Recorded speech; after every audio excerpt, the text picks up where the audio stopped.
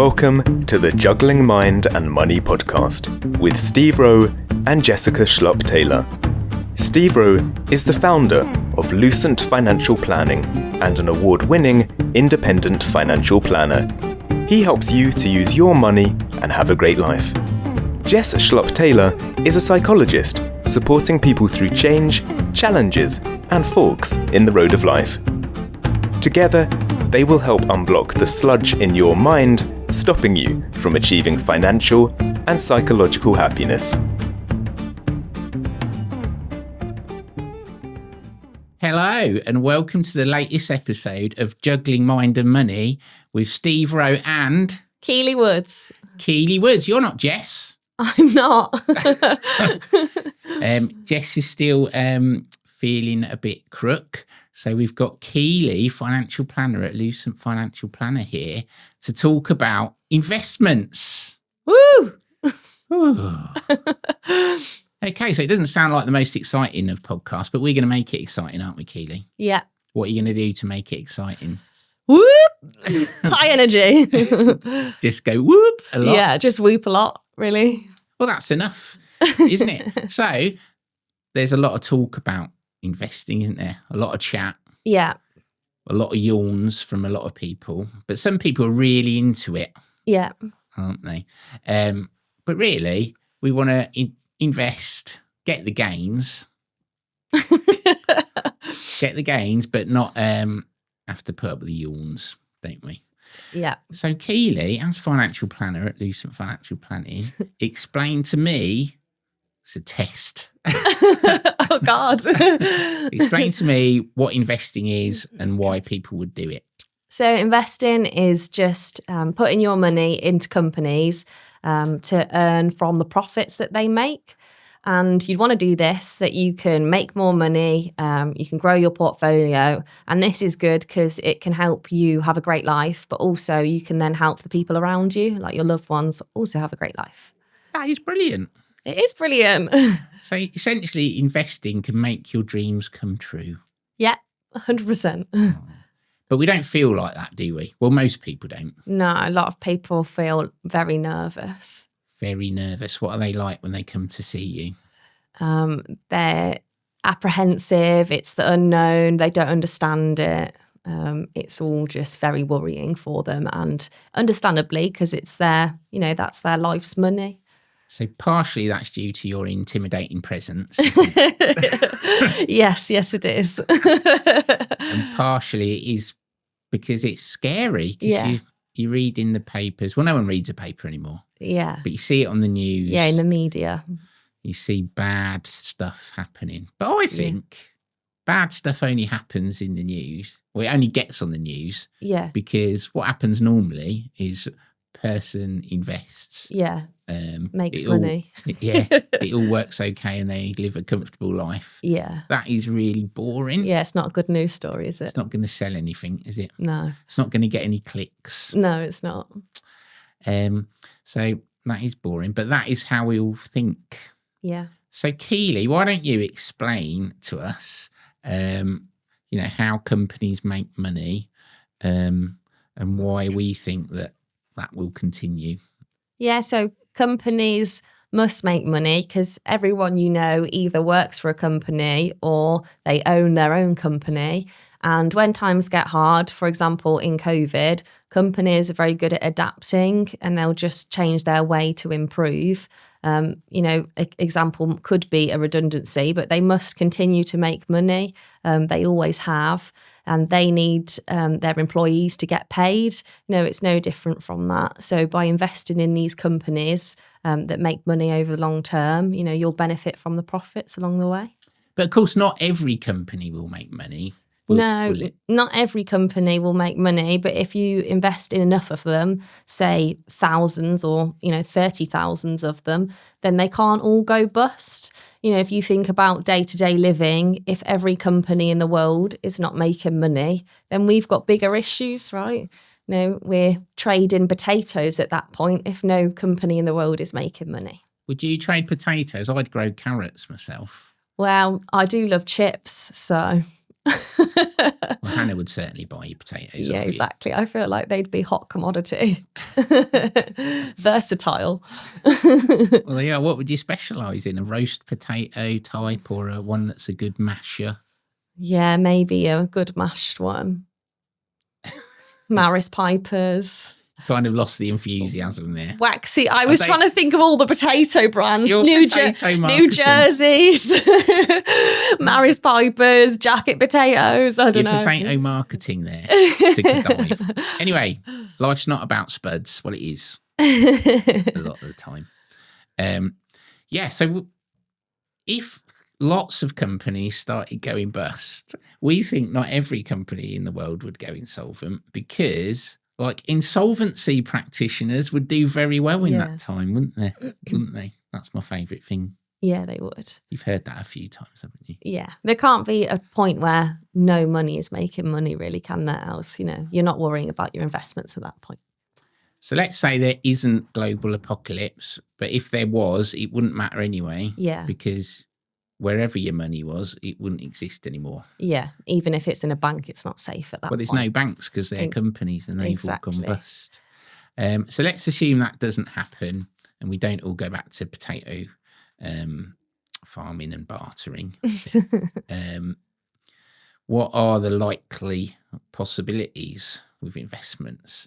So I think it's strange how people, they're worried about investing in companies, like hundreds or thousands of them. Yeah. And yet they give up 40 hours of their week to go to work, which is for a company.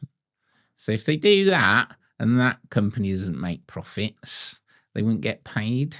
Yeah.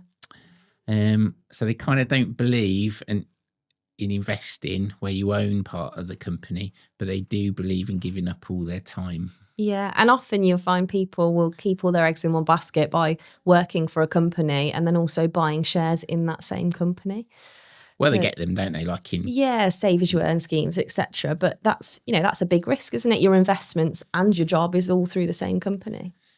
Exactly. So if that company goes wrong, not only have you lost your investment, you've lost your livelihood. Yeah, that's it. You've lost everything. Yeah. That'd be a nightmare. I know some people that's happened to. Really? It's not good. Okay, so why then, Keely, if we're looking at why people need to invest, because you need to maintain the value of your money against inflation. Yeah. Tell me, in your experience with the clients you deal with, what have they been looking to try to achieve with their money? So like you said, they want to beat inflation. So equity investments is the best way of doing that. As well as that, they want to just achieve their life goals. So everybody's got different things. That might be career aspirations. That might be retirement goals for your family. It might be special holidays, houses, cars. There's all sorts of things that people might want to aspire to have or be. So they want to make their money work hard for that. And then also they want to beat the long-term effects of inflation for that. We've already covered that. Give us some specific stories, naming no names, obviously, because this is confidential, of the best things that people have achieved by investing. So what they have managed to do. Just having to think what would be the best example. We've helped loads of people stop work early. So a lady that came in to me, she had no idea that she could stop work and she thought she was going to have to continue for many years to come. And I could tell her she could stop as soon as, and she was over the moon. She couldn't believe it. She really didn't enjoy work, and her husband was some years older than her. So was he already retired? He was already retired as well. So she was absolutely chuffed to bits because there was about a 10-year age gap between them, and they kind of was desperate to, but he had a final salary pension and she didn't. So she didn't think that she would be able to stop, but I showed her that she could, and she was made up, because then they can stop together, and they stopped together last year and they can enjoy their retirement together, which is amazing. It's probably nothing worse than that, is there, than you having to get up and go to work. Yeah, whilst your partner's having a lovely retired life. Yeah, and to add to that, he had some health issues as well. So it was like really important for them to start their retirement together as soon as possible, because no one knows what's around the corner. And his health could have deteriorated, over the next 5 years. It was important that they could stop now. So these are great reasons, aren't they, to achieve what you want, help the people you love, and for you to have a great life. Because how many you got, Keely? 1. You said I had no life. Yeah, That was mean. We're not cats, so we've just got the 1. Imagine investing for 9 lives. Yeah, that would be great, wouldn't it? So it's not a rehearsal. life is not a rehearsal. We've only got one life, so we need to make the best of it. Yeah. And I think what people don't really understand is how much money their money can make them. Yeah. For example, I think quite a lot of people come to us, you may have noticed this, and they say, right, I've got enough money for 15 years. Yeah. They just work it out literally for how many years they think it will last without doing the growth. Yeah, so they take Effect. what they've got and divide it by what they spend. Yeah. And get 15 years. Yeah. But in reality, compound growth is your best friend. Tell us about compound interest and growth. Yeah, so over time, your investments are going to make or earn money, and then the growth on that money earns money, and it's like a snowball. So over time, that's going to do all the heavy lifting for you. And most people have a long time frame. So some people think, I might be coming up to retirement. I don't have a long time frame anymore. But you want that money working for you. If you're 60, you might live to 100. 1 in 10 do. So you want that money working for you potentially, 40 years. And that's where compound growth or interest over time, that's going to make a massive difference to your wealth. It is going to be massive. Everyone loves a snowball, don't they? Yeah, they do. Bring happiness. Not just the ones for throwing, but for drinking. Yeah, great shout as well. I was talking about snowballs the other day with someone, and they add lime to them. Oh, are those the ones with avocado in, or is that the other one? Advocat. Yeah, avocado. Yeah, advocat and lemonade. Oh, yeah, and nice. And a cherry on top. Nice. But they had lime juice in to cut through the egginess. That's a good shout. Doesn't sound too nice to me, to be honest. God, I'm thinking of avocados. That's what I have every Christmas. It's only come out at Christmas, isn't it? These snowballs. You don't see anyone drinking that in the summer. I have a pint in the morning. Makes me feel ill quite a lot. Yeah, it's quite thick, isn't it? Yeah. So people are scared of investing because they don't believe they're going to work, despite the fact they will work for a company and all their friends work for a company. Yeah. And they might say that as they're sitting there. We've given them a can of Coke. Yeah. And they're having a swig of that, because our meetings are pretty much like the Diet Coke adverts. In what way? Men with their tops off, that kind of thing. So they will be having these products from these great companies around the world all the time. Yeah. So we're on probably 5 at the moment. We're on a Dell laptop. We're on a Rowe sound recording system. Yeah. The table it's on is from IKEA. Loads of stuff. Yeah. We use these companies every single day, don't we? From the moment we get up to the moment we go to sleep. That's true. Yeah, people are worried about investing in them, but they use them every day. Exactly. So, and you're not going to stop. So even in COVID, you still carried on having those stuff. Yeah. You still clean your teeth every day. Yeah. Hopefully. Do you know my main memory of COVID lockdown? Because we couldn't get any flour to make some bechamel sauce. That's very specific. Because we had a lasagna and all we had was coconut flour. So we used that. And did it not turn out okay? No, it's minging. Ooh. It was like it was a lasagna with mixed up Coconut. Bounty bar. Yeah, doesn't sound good, does it? So we use these great companies of the world all the time. These products are not going to go out in fashion. Yeah. There will, of course, be some companies that go bust, and there will, of course, be some that go absolutely stratospheric. Yeah. Keely, how do you know which ones are going to go bust or go stratospheric? Well, you don't. That's the whole point. So that's why you don't keep all your eggs in one basket. Diversification is key. So, investing in thousands of companies all around the world, that mitigates the risk. No one knows which company is going to do well. It's the future. If I knew, I'd go and buy a lottery ticket. It is the future. Yeah. And the future is unknown. Yeah, no one has a crystal ball. No. So we don't know how much things are going to go up by, what's going to go down, what's going to do best, when to be in or when to be out. Yeah. We don't know any of those things. Yeah. And a lot of the time when the markets have gone down and people are kind of worrying and they want to take their money out, it's too late. It's already down at that point. You'd have had to done it before the market went down. And again, you'd need a crystal ball for that. So people or investment managers that say that they are able to do that, yeah, what do you think of them? Don't swear, Keely.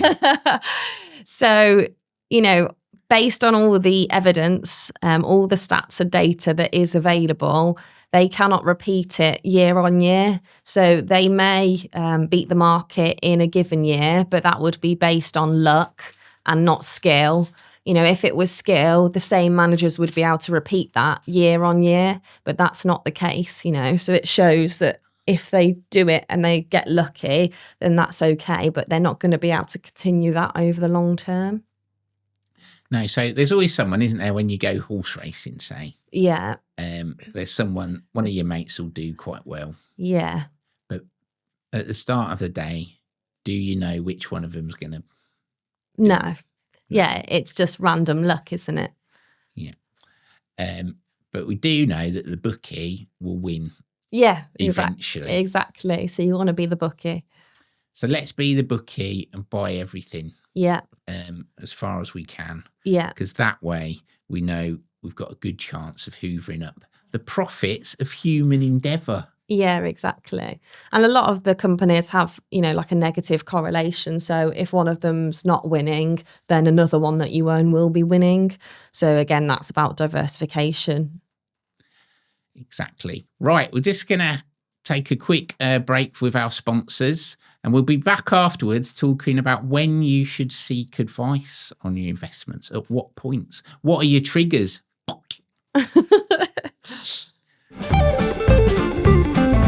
And now a message from our sponsors.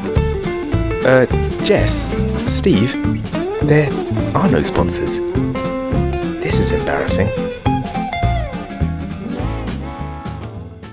Okay, welcome back. So today it's Steve Rowe and Keely Woods, financial advisor with Lucent Financial Planning. So we're going to discuss now, we've been talking about investments and how they work. And what we've determined is no one can predict the future. It's good to invest widely, so diversify your investment to reduce risk. Get in and stay in. The best time for buying is now. Yeah. And the best time for selling is when you need the money. You shouldn't take your money out for any other reason, I think.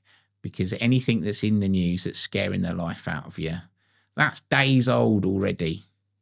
And who says they're right? No one. So, Keely, in your experience with people coming to you on a daily basis to get your wisdom on investing and financial planning in general, what do you think are the main trigger points that make people seek you out?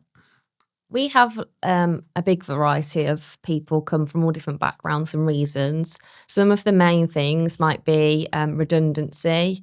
It might be bereavement, divorce. They want to come up to retirement. They've won the lottery. There's lots of different reasons why people might come to us. And we're able to help them, no matter what the situation. some things might be more challenging. So, for example, bereavement and divorce, they're obviously really hard times for people to go through, which we're there to support them. But then other things like redundancy can be a bit of a worrying time, but it's exciting. It's a big opportunity for people to take a different turn in life. Well, I've had so many people come to us that have been fearful about redundancy. Yeah. But there's only one person I can ever recall where it hasn't ended up better for them. Yeah. Yeah. Generally it does, doesn't it? In fact, we are here because I was made redundant. Yeah. Yeah. It brings a whole new opportunity, and also kind of, in a way, it forces people to perhaps do something that they wouldn't have done if that situation hadn't have happened. Yeah, it's great. It's a great opportunity, I think. Yeah. So when people have, bad stuff's happened, like someone's passed away that they love, that's when Jess, who's not here today, Jess, we miss you. That's where we may refer them to Jess, and she may be able to help. You don't get over it, but get through it, I think. Yeah. Is perhaps the best word. Yeah. To get through the hard times that they're having. Okay, so have you got any funny stories about investing, or I'm putting you on the spot here because we haven't discussed this, where people have come to you and perhaps what they've devised themselves has been a pretty dreadful portfolio? So we had somebody come along that thought their portfolio was doing quite well.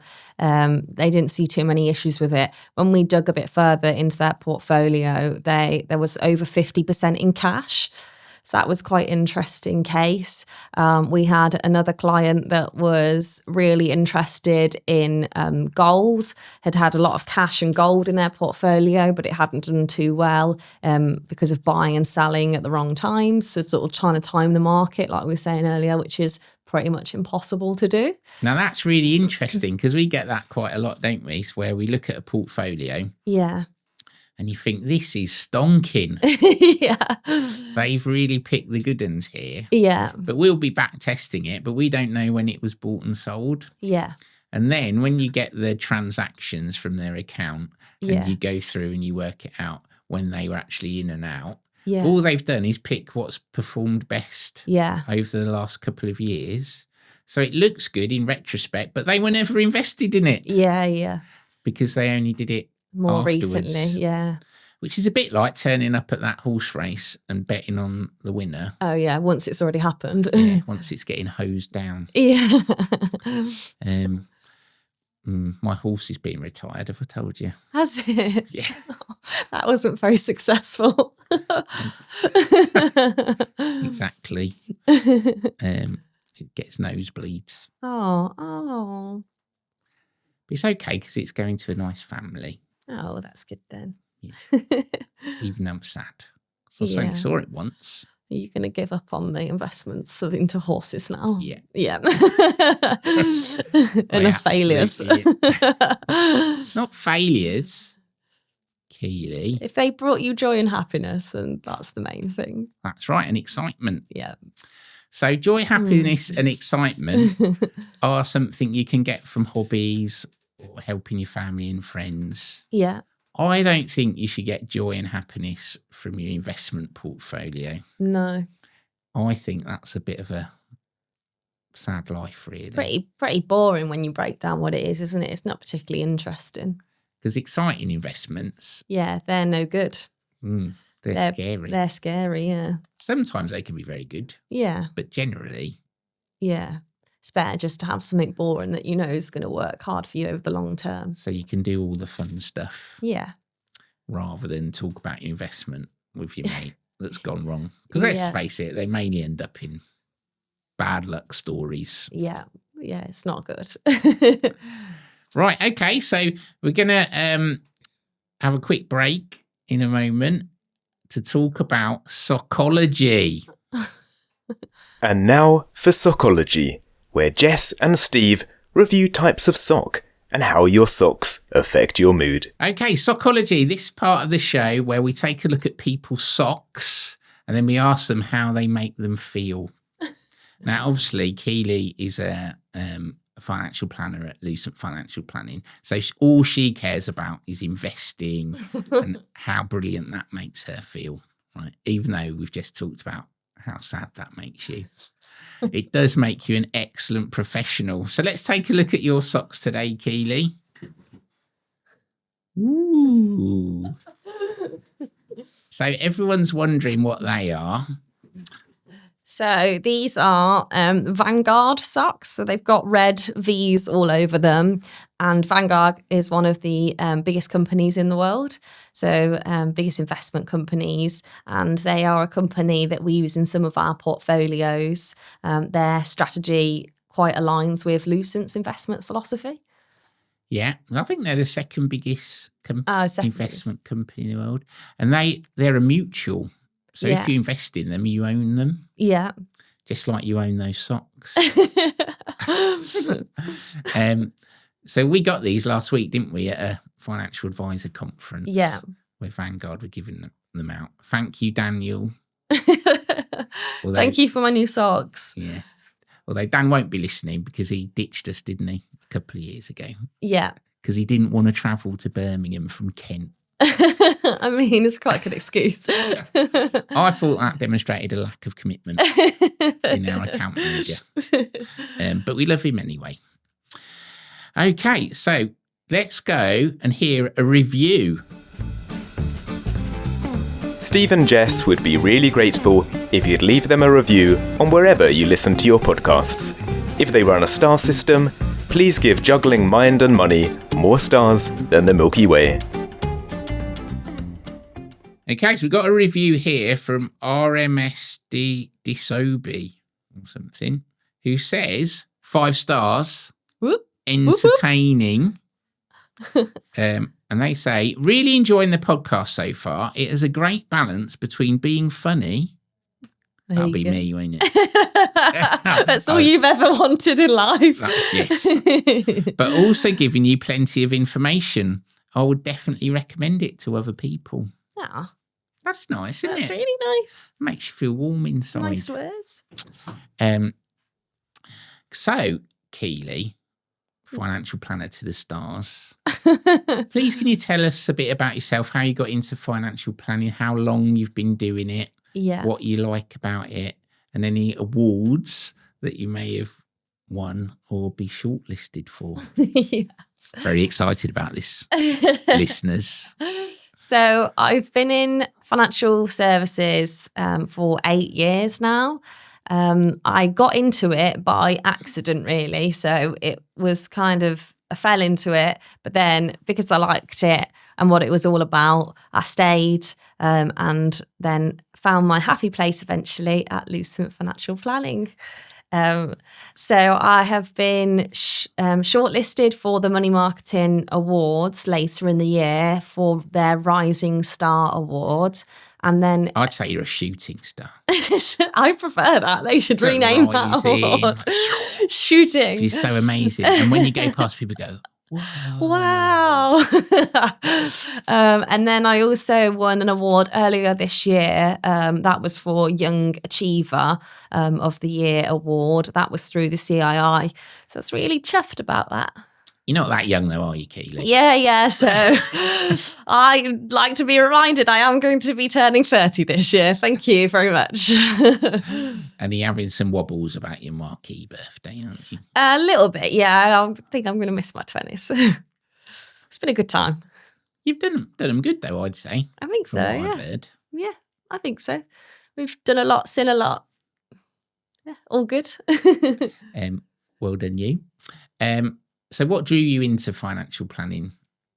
I think the biggest bit about it, or the best bit about it, is helping people. So the satisfaction from the job, like it's a very rewarding job. So you might have people come in, like we've said earlier, you know, with bereavement or divorce, and they're going through like the worst time in their life. So helping them, you know, that's a really good thing. You might have somebody come to you in tears, and then a few meetings down the line, you know, they're having a complete different outlook on life, and they're feeling much more positive about their situation. So that kind of thing, that's really good. You know, like helping that person retire, like I mentioned earlier, that's like years of the life that they're going to enjoy together as a couple. You know, that's priceless, isn't it, really? Being able to make that difference, you know, that's a big deal. That makes you feel good. You're so great with clients and how you speak with them. Like, it's really disarming and empathetic. It's a beautiful thing. People come in tears, don't they? And leave with smiles. Yeah. We had one client say that our meeting was more healing than therapy, which I thought was amazing. Ooh, you're going to have to tell me that after. Yeah. Whereas people with me come with smiles and leave with tears, don't they? Opposite way around, making them all cry. Yeah. I should think more about that, shouldn't I? And my approach.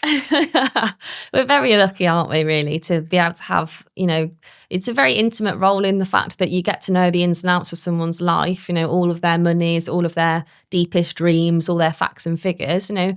That's quite a personal thing. I think we're quite privileged to be able to do what we do and to make a difference. You will have had this, but when people come to you, and it might be when at one of our events when they're a bit tipsy. Yeah, a few beers in. They grab your arm or something, and in my case, they pull me down because I'm so much higher than them. And they'll go, I only did this because of you. Yeah. And it's a massive change in their life. And it makes me feel great. Yeah, it is. It's a nice feeling to know that you've made such a difference in their life, not just for them, but for the people around them. You know, it's got like a knock-on effect to their loved ones as well, hasn't it? So that is the definition of money, really, isn't it? Love. Yeah. Yeah, that's all. That's what it's used for, really, isn't it? To help people that you love and help yourself. Oh, it's a beautiful. I'm going to start crying. Genuinely, I'm just getting a bit emotional. I'm having the effect that I have on the clients. Yeah, you are. Right. So great. So thanks everyone for listening today. I believe Jess will be back on the next episode, but I can't be sure. Oh, hopefully. Jess, I assume you are listening to these. Do we need you back? Or do we not?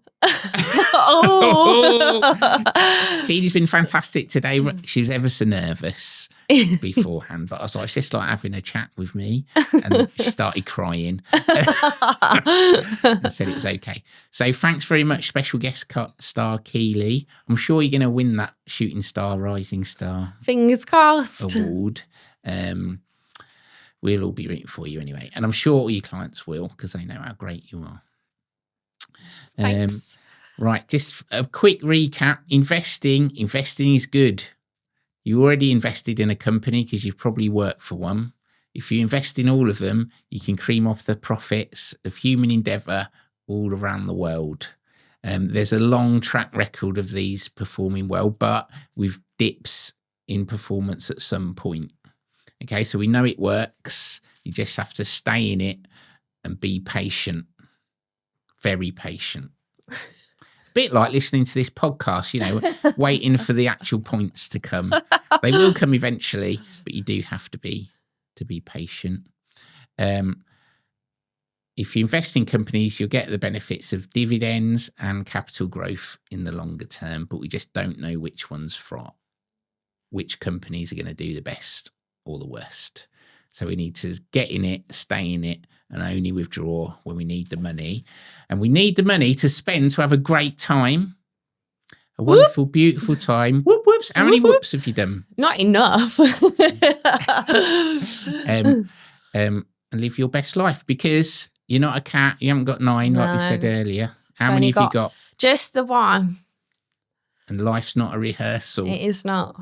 So come see us and we'll be able to help you fulfill all these dreams you've got, hopefully. And perhaps you'll be the next person grabbing Keely and going, Keely, I only did this because of you and I've never been so happy. Oh. Which I'm sure Keely will do after this podcast. Thanks very much, everyone. See you next time. Bye. Thanks. Bye.